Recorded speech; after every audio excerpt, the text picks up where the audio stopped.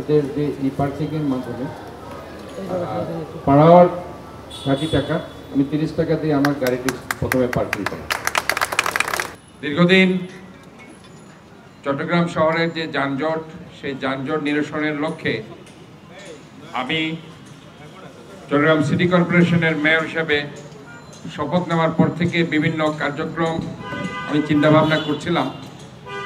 আজকের এই অনুষ্ঠানটির মধ্যে দিয়ে স্মার্ট পে পার্কিংয়ের মধ্যে দিয়ে আগ্রাবাদের এই বাণিজ্যিক এলাকাটাকে আমরা প্রথমে একটা মডেল এলাকা হিসেবে আমরা চিহ্নিত করেছি এবং এখানে আমরা পরীক্ষামূলকভাবে এই যাত্রাটি আমরা শুরু করছি।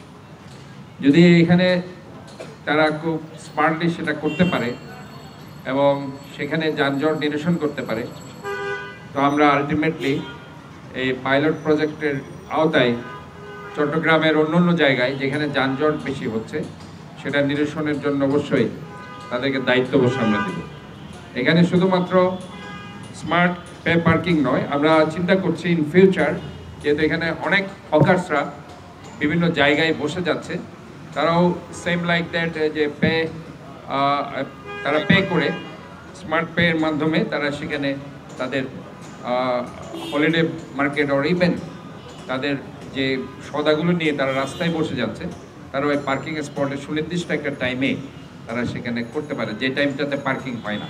এবং আমি যেটা মনে করি যে আমাদের সবাইকে মিলেই একটি সুন্দর শহর গড়ে তুলতে হবে। আমি বিট্র্যাক সলিউশনসে আছি। বিট্র্যাক সলিউশনসেরই একটা প্ল্যাটফর্ম হচ্ছে ইয়েস পার্কিং অ্যাপ। আমরা বিভিন্ন ধরনের ডিজিটাল সার্ভিসেস এবং অ্যাপ্লিকেশন নিয়ে কাজ করি। আমাদের এরকম একটা প্ল্যাটফর্ম হচ্ছে ইয়েস পার্কিং, সেটার মাধ্যমে আমরা চট্টগ্রাম সিটি কর্পোরেশনের সাথে চুক্তিবদ্ধ হয়েছি। আমাদের সাধারণ মানুষ প্লে স্টোর বা অ্যাপ স্টোর থেকে ইয়েস পার্কিং অ্যাপটা ডাউনলোড করবে। ইয়েস পার্কিং অ্যাপটা ডাউনলোড করে তার মোবাইল নাম্বার দিয়ে রেজিস্ট্রেশন করবে এবং সেখানে তার একটা বা একাধিক গাড়ি থাকলে তার ওই মোবাইল নাম্বারের রেজিস্টার্ড অ্যাকাউন্টের সাথে গাড়িগুলো ট্যাগ করবে। সেখানে আমরা গাড়ির রেজিস্ট্রেশন নাম্বারটা নিয়ে গাড়ি নাম্বারটাকে তার অ্যাকাউন্টের সাথে ট্যাগ ইন করব। এরপর তার পরবর্তী যেই কাজ সেটা হচ্ছে এই অ্যাপের মাধ্যমে পার্কিং স্পেস খুঁজে বের করবে। কেউ যদি আপাতত আমরা আগ্রাবাদ কমার্শিয়াল এরিয়াতে আসছি, এখানে সিটি কর্পোরেশন আমাদেরকে কিছু স্পেস দিয়েছেন, সেটাকে আমরা মার্কিং করেছি। মার্কিং করে এই পার্কিং স্পট বা নাম্বার অ্যাপের মধ্যে দেয়া আছে।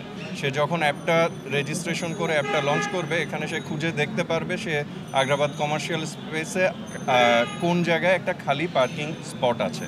সে চাইলে বাসা থেকে রওনা দেওয়ার সময় পার্কিং স্পটটা বুক করে আসতে পারবে, কোন টাইমে সে পৌঁছাবে এটা বলে এবং কত সময়ের জন্য দরকার সেটা সিলেক্ট করে সে বুক করে এসে এখানে যখন পার্ক করবে তখন থেকে তার চার্জিংটা শুরু হবে এবং যখন পার্কিং থেকে গাড়িটা নিয়ে বের হয়ে যাবে, ওটা চেক আউট দিয়ে বের হওয়ার সময় অ্যাপের মাধ্যমে এটা বিকাশ বা কার্ড পেমেন্টের মাধ্যমে পেমেন্ট করে চলে যেতে